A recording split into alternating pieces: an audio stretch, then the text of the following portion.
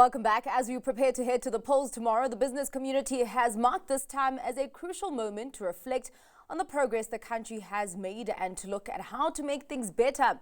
In light of this, we've had Business Leadership South Africa peg its hopes on the next administration, hoping the chosen leaders will enhance partnerships with the private sector to advance logistics and visa reforms, which would then boost economic growth and job creation. And joining me now is the organization's CEO, Busi Mavuso. Thank you so much for your time, Busi. A day before, actually less than 24 hours before the polls open tomorrow. And I'm wondering what the mood is when it comes to, how business is looking at elections, and also just considering the fact that big business has been working with government for the past few months or a year or so. Thank you for inviting me. Honestly, the mood is jittery. I think we are worried about these elections. We are worried about them because of the importance of these elections. A lot of people are talking about how these 2024 elections, in a lot of ways, are going to be like our 1994 elections. A lot rides on these elections. South Africa has to get this right. There is a lot that is not going right in the country, but there is a lot of progress that we've also made. Unfortunately, progress that is not translating into tangible results yet, but we know that we are on the right trajectory. We know that we're on the right path. We know that we're investing in the right things. We are very excited about the business-government relationship and partnership that we have at the moment that has really ushered in a whole lot of successes. And we really hope that the people can actually go out tomorrow in their numbers and vote, vote right, vote for the leadership that we deserve, and vote for men and women who can really put South Africa where it should be, vote for men and women who can actually serve us. And whatever the outcome, we obviously should all accept it. So we're looking forward to it, and we're looking forward to working with the 7th administration, whatever that is going to be and whatever it is going to look like, as long as they don't bring in policies of economic mass destruction. Yeah. All right. Well, talking about the, obviously now it is the closing of the 6th administration, and just taking stock of what we've seen in terms of assessing the highlights and the lowlights, what have stood out for you? So I think the 6th administration, honestly, under Cyril Ramaphosa's leadership, has really made solid progress. Solid progress in stabilizing institutions, institutions like Transnet and Eskom, which were in tatters when the 6th administration took over. They've been very key in driving reforms that are necessary to get our economy out of the low growth trap, out of the low employment trap that we have been stuck in for over a decade. And I think, it was good, for instance, to see the president sign the NPA amendment bill, which is a huge milestone in the journey to get the NPA back into its fighting shape. We unfortunately sit in an environment where our people have lost faith in politics because of corruption. So this NPA amendment bill that has been signed is going to enable the permanent establishment of an investigating directorate in the NPA, which can really help fight corruption. And we're really hoping that, with the setting up of this independent investigative directorate, we have a fighting chance as South Africa of getting off the grey list from FATF, which strongly depends on an NPA ensuring that we can get prosecutions. So 6th administration has also been key in establishing the Operation Vulindlela unit, which has really done a brilliant job in accelerating and implementing reforms that have really been successful. We have seen the progress in as far as the electricity system is concerned. We have seen the progress in as far as our broken logistics system is concerned.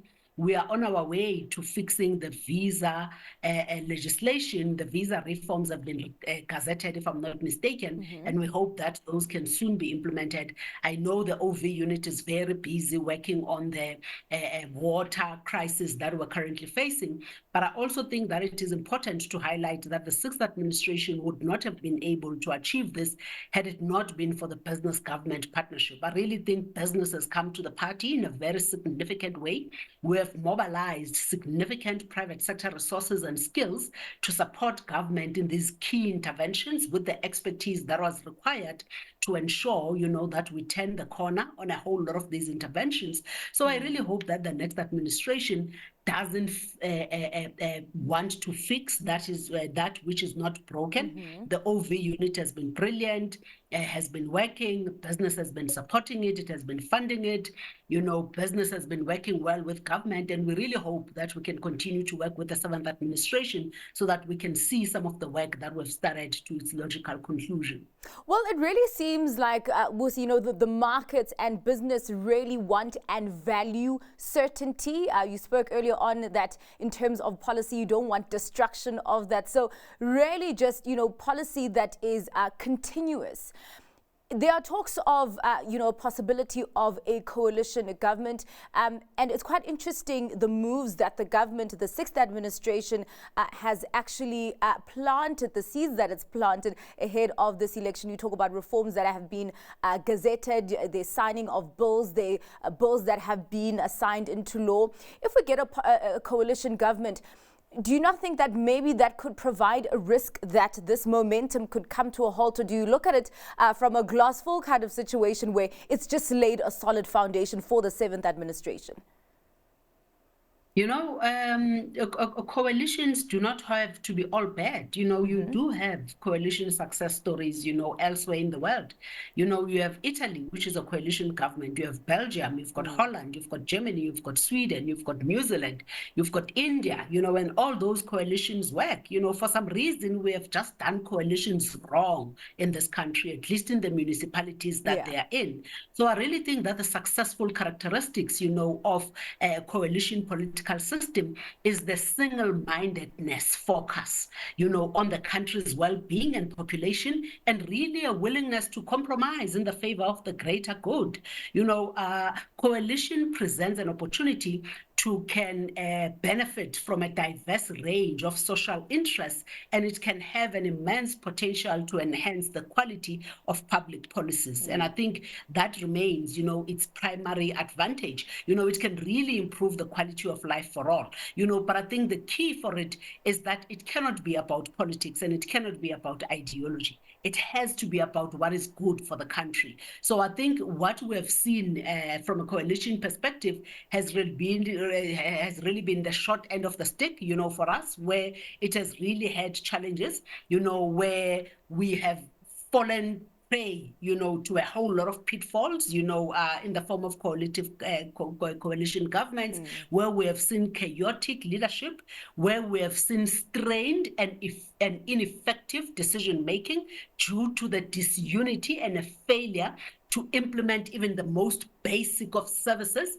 And I think corruption has also been on the increase, due to the exchange of favors between the parties. So that is unfortunate. If that were to escalate, to national government, if we do sit with a national government that is in coalition politics, it is really going to be unfortunate, because I really think that this is the final chance that we have as a country to get things right. I mean, if you look at it, Shell has left the country, BNP Paribas has left the country. Sanlam is talking about India, being its growth market for the next 10 years. You are seeing a whole lot of businesses who are reflecting the difficulty of operating in this environment at the moment. The VW passenger car CEO, said it late last year to say that at some point as business, we're going to have to ask ourselves a question of why do we continue to operate in an environment that is so far away from the real market, but an environment that is plagued by so many challenges. So this is the last chance that South Africa has, and I really hope that the 7th administration realizes that and they adequately respond to that, as it were. Yeah, well, and thank you for reminding us that actually a coalition is not something for us to be nervous about. It kind of reminds me of the concept of a choir where not every voice has to be the same, but we all need to create a fresh sound and it needs to be harmonious. Thank you so much for your time and for your insights there, Busi. And happy voting. That was BLSA's CEO, Busi Mavuso.